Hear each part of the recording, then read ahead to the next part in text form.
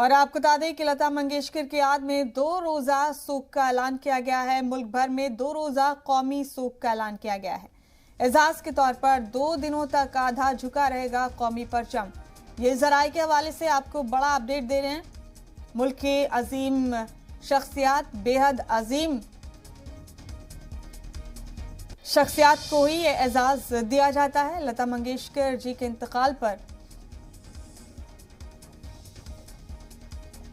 मुल्क भर में 2 रोज के कौमी शोक का ऐलान किया गया है और लता जी के एजाज में मुल्क का कौमी परचम 2 रोज तक आधा झुका रहेगा।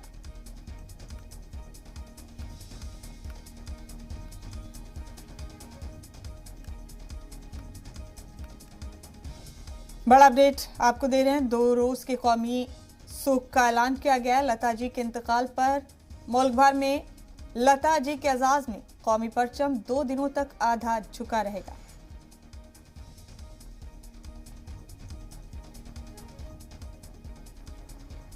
बड़ा अपडेट इस वक्त का आपको दे रहे हैं। अजीम गुलकारा लता मंगेशकर ने भारत में म्यूजिक की दुनिया को नए आयाम दिए। आज उनका इंतकाल हो गया।